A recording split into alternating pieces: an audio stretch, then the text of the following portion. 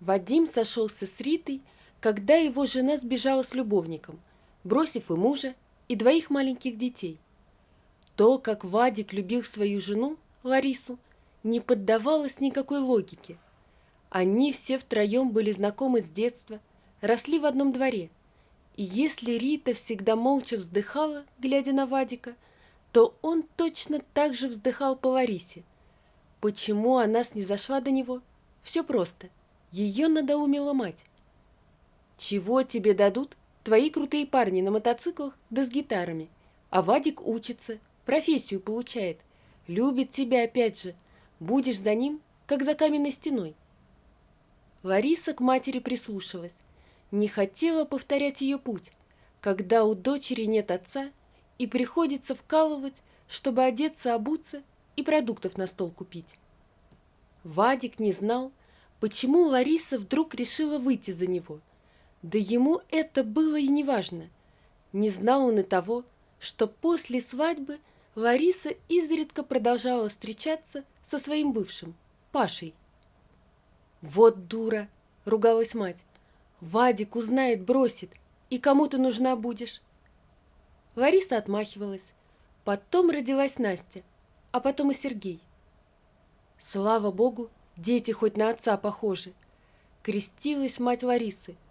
А то я думала, ты вовсе дура. Вадик много работал, а приходя домой занимался домашними делами. Об этом никто не знал. Это было их внутрисемейное дело. А то бы друзья засмеяли, конечно. Но времени дружить у Вадика было все меньше. А родители после его свадьбы уехали жить в деревню. Вадику было все равно, что он такой верблюд, взваливший на себя непосильную ношу. Главное, любимая была рядом. Но Лариса ушла от него и от детей. «Ты их лучше вырастешь, Вадька», — сказала она. «Ну какая из меня мать? А я с Пашей в столицу поеду. Он-то место нашел, где музыку свою играть будет. Сначала в ресторане, а потом видно будет. В общем, ты прости меня, Вадик». «За что?» — хрипло спросил он. «Ладно со мной. С детьми так за что?» «Да ладно тебе. Они мелкие еще совсем. Что они поймут?» Верная подруга Рита, с детства влюбленная в Вадима, пришла помочь с детьми. А потом как-то сладилось само собой. Стали жить. Рита хотела родить своего ребенка, но ничего не получалось. И ЭКО ей было нельзя из-за проблем с почками. «Не плачь», — утешал Вадик. «Да разве я плачу?» — удивилась Рита. «Мне твоих хватает. Я их как своих люблю». У Паши с Ларисой в Москве все сложилось удачно. Он сначала играл в ресторане, а потом прошел прослушивание в группу и стал участником музыкального коллектива. А Лариса от скуки ходила по кастингам и попала в рекламу. Увидев ее в рекламе, один продюсер заинтересовался и позвал Ларису в сериал на роль женщины трудной судьбы. Оказалось, что у нее есть талант. Сыграно было хорошо, искренне. Вадик нажал на пульт, выключил телевизор. «Кто бы мог подумать», — сказал он, стараясь унять дрожь в голосе. «Да что ж он никак не забудет ее, змею эту». Рита повела детей спать. 10-летняя Настя поворочилась, устраиваясь поудобнее, и сказала, сделав акцент на «ты». «Я тебя люблю. Ты моя мама». Рита сдержала слезы. «Я тебя тоже очень люблю, девочка моя». Она и правда смирилась, что своих нет, и считала детей Вадика родными. С Настей отношения сложились очень теплые, а с Сергеем было сложнее. Он то срывался и оскорблял Риту, говоря о том, что она никто, а его мама – настоящая мама, звезда. А то, получив нагоняя от сестры и усовестившись, приходил просить прощения. «Рит, не злись, я не хотел». Рита обнимала Сергея и говорила, что не злится. Конечно, не злится. Она понимала Сергея. Как бы Рита ни старалась, а он знает, что его мать Лариса не может этого забыть. Злится, что отлучен от матери, а Рита для него враг, женщина, которая заняла мамино место. Со временем Сергей перестал обижать Риту, все вошло в колею. Вадик с самого начала жизни с новой женой, почувствовавший разницу, когда приходишь домой, а у тебя порядок, вкусный ужин и дети ухожены, был почти доволен, благодарен Рите, старался отплатить за заботу и внимание. Одно только не давало ему покоя. Вадим не мог забыть Ларису, не мог, и все тут. Часто ночами лежал без сна и думал о ней, вспоминал. Ему было бы гораздо лучше, если бы у бывшей ничего не сложилось, чтобы жизнь наказала ее за то, как она поступила с ними. А у Лариски все было хорошо, и она стала такой бесконечно далекой, что просто кошмар. Когда же, когда он перестанет вспоминать ее? Насте исполнилось 16. Они готовились к выпускному из 9 класса. На нервной почве девочка похудела, и платье, купленное заранее, оказалось свободным. «Мам, что же делать?» – печально спросила Настя, прихватив болтающуюся на талии ткань. Сергей, который валялся тут же на диване и играл во что-то громкое в телефоне, привычно поморщился. Как и всегда, когда Настя называла мачеху мамой. Еле заметно, инстинктивно, но это происходило каждый раз. Сам он привык к Рите, смирился с ней, не ссорился, но звал исключительно по имени. «Снимай, я тебе его ушью, да и все», — сказала Рита. «Сереж, поможешь машинку достать?» «Агась, ща, погоди, доиграю, 2 минуты осталось». Настя ушла в комнату снимать платье, Рита скрылась в ванной комнате. И тут в дверь позвонили. Сергей ругнулся и пошел открывать. На пороге стояла Лариса, обвешанная разноцветными пакетами. «Ну, нифига себе ты вымахал!» — восхитилась она. «А сестра где? Я с подарками». «Мама!» — нерешительно сказал он и тут же завопил. «Мама! Мамочка приехала! Настюха, иди скорее сюда!» Настя вышла в халате из комнаты, держа в руке платье для выпускного. Рита стояла на пороге гостиной, очень бледная, положив руку на грудь. Девочка увидела ее растерянность и вышла в коридор. «Чего ты кричишь?» — спросила она у брата. «Моя мама дома. А вас кто сюда звал?» Как неласково ты меня, доченька, встречаешь. Я старалась, пакеты из Москвы перла на себе. Могла бы и не стараться. А что там за мама-то у тебя? Дай хоть посмотрю». Лариса, бросив пакеты в коридоре и потрепав сына по макушке, прошла в квартиру. Увидев Риту, усмехнулась. «Ты? Могла бы и догадаться. С детства Вадику в рот заглядывала. Ну что, поговорим?» «Дети, идите к себе», — выдавила из себя Рита. «Нам поговорить надо». «Сереж, ты подарки сразу забери в комнату. Я там телефоны вам нормальные привезла. Платье Насти на выпускной. Ты ж в 9. Девочка, не ответив, развернулась и ушла в комнату. Сергей подхватил пакеты, двинул за ней. «Ты чего такая? Могла бы хоть для виду обрадоваться. Мать старалась». «Она мне не мать», — отрезала Настя.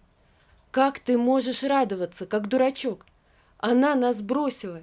Тебе вообще тогда всего 3 года было. 3. Рита с Ларисой прошли в кухню. Лариса сразу взяла быка за рога. «Я ненадолго, ты не думай. У меня в Москве все налажено, жизнь своя.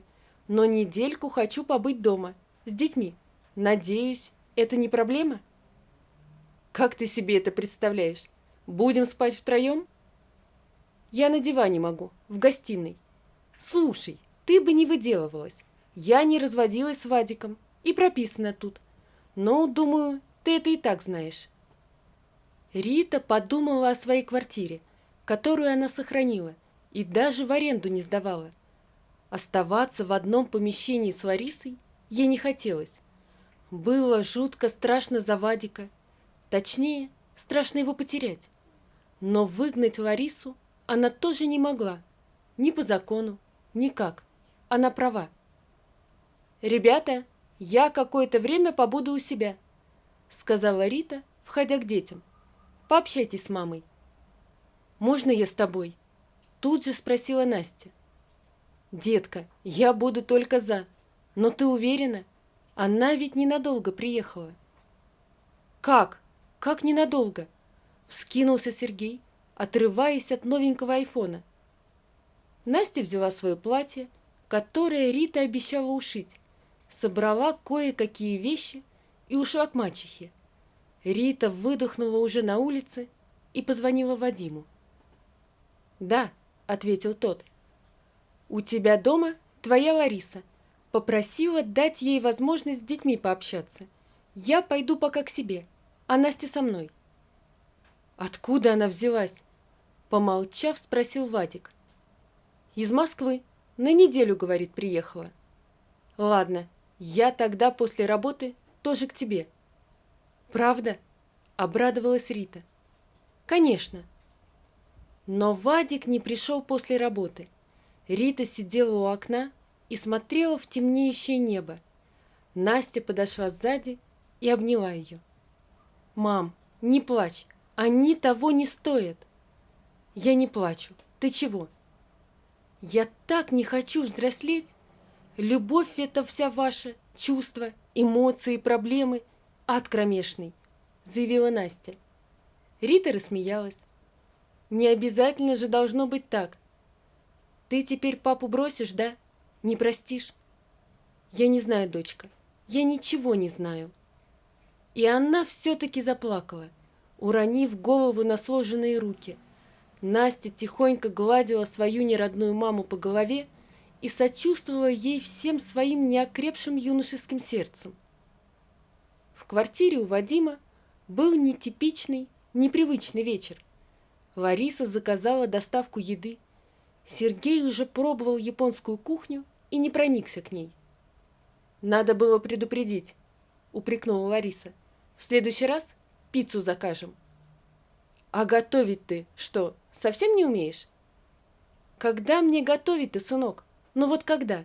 Она растерянно потрепала его по голове и спросила у Вадика. «Чем же мне Настю-то переубедить? На подарки девка не ведется».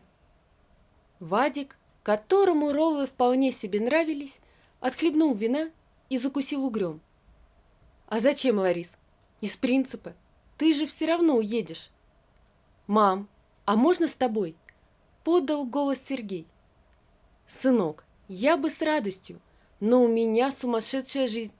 Да и готовить я, видишь, не умею». «А когда ты еще приедешь?» «Как только смогу. Обязательно приеду». «Еще через 11 лет», — хмыкнул Вадик. «Сереж, иди в комнату. Нам с папой надо поговорить. Завтра пиццу закажем. Иди». Сергей сидел в комнате и думал, что где-то он совершил ошибку, и пиццы он не хочет. Точнее, хочет той, что Рита сама печет, с беконом и помидорками, тонкую и хрустящую. И вообще, мачеха какая-то теплая и родная, что ли. А мама оказалась совсем чужой, незнакомой, не совпала с картинкой, нарисованной в голове. Он позвонил Насте. «Чего делаете?» «Ничего особенного. Платье ушивали. Скоро спать ляжем. А ты?» «Заберите меня, а?» — заныл Сергей. «Давай завтра, после школы». «Да тут тухляк. Заберите сейчас». А не надо было орать: «Мама, мамочка!» Вот сиди там теперь, в наказание. «Что там?» — услышал Сергей голос Риты. «Забрать его просит». «Так пусть выходит. Я сейчас за ним подойду. Дома-то рядом». «Ура!» — тихонько сказал Сергей. «Рита, топчик». В кухне Лариса говорила, кокетничала. «Я не верю, что ты не хочешь вспомнить былое. Ну, Вадик, Нам же было так хорошо вместе. Не хочу, врал Вадик, дрожащими руками удерживая чересчур активную Ларису подальше от себя. Лариса, веди себя нормально. Ты вроде к детям приехала. Ну и все. А ко мне не лезь. Он бы сдался и уступил ей. Все существо Вадика настаивало на этом, но тогда он потеряет Риту, самую хорошую жену на всей планете. Господи, помоги устоять. Тихо. Что там за шорох? Нет никакого шороха. Ну, Вадик. Да есть, я тебе говорю. Он вышел и услышал что-то в коридоре. Включил свет и обнаружил Сергея, который обувался в темноте. Рядом стоял пузатый рюкзак. «И куда?» – строго спросил отец. «Да там, к Рите, короче. Время 11. Она встретит. Ну, мы уже договорились. Что ты?» Лариса вышла в коридор и посмотрела на сына. Сергей шмыгнул носом и отвел глаза. Вадик вздохнул, взял с вешалки куртку и ключи. Обулся. «Да вы издеваетесь все, что ли?» – вскричала Лариса. «Извини», – пожал плечами Вадим, и они с Сергеем вышли из квартиры, захлопнув дверь. Лариса вернулась на кухню, налила себе вина, закурила сигарету, потушила свет, смотрела в окно, как уходит Вадик с Ритой, а Сергей идет между ними. Странно. Лариса думала, что хоть он ей обрадовался. Зря она это все затеяла. Надо было ехать отдыхать на острова, как и планировалось. У нее всего-то неделя, а потом снова съемки. По 15 часов, 6 дней в неделю. Это ее жизнь, и она устраивает Ларису. У Риты дома все потихоньку угомонились и разошлись по комнатам. Вадик начал что-то ей говорить, но она остановила его. «Погоди, у меня на нервной почве гул какой-то в голове. Сейчас я успокоюсь немного и поговорим». «Но ты же ничего не подумала?» «Подумала». «Как ты могла?» «Но ты же не пришел после работы, как обещал». «Мне просто надо было ее увидеть, не более». «Тсс, я поняла. Сейчас детей проверю и вернусь». В дверях Рита остановилась и обернулась. «И что, жива твоя великая любовь к ней?» С иронией спросила она. Вадик прыснул. Он сегодня понял одну важную вещь. Оказывается, не всегда великая любовь – это важно. Иногда она просто тень. Тень прошлого. Кто обращает внимание на тени? Да никто. Они просто есть, и они ничего не значат. Рита вошла к детям. Настя ровно дышала. Она поцеловала ее в щеку и поправила одеяло. Подошла к Сережке и вздрогнула. Глаза привыкли к темноте, и Рита увидела, как мальчик смотрит на нее в этой самой темноте. «Ты чего? Напугал меня. Спи!» Рита потянула одеяло к его шее. Сергей перехватил ее руку, прошептал: «Прости меня. Я думал, что ты не родная, а оказалось, что это фигня все». «Спи, поздно уже». Она нерешительно наклонилась, чтобы чмокнуть Сергея в щеку, и услышала: «Я обязательно научусь. Обещаю». «Чему?» «Называть тебя мамой». Вот такая история, друзья. Напишите, пожалуйста, что вы думаете об этой истории. Не забудьте подписаться на канал и поставить лайк. Всего вам доброго. До свидания.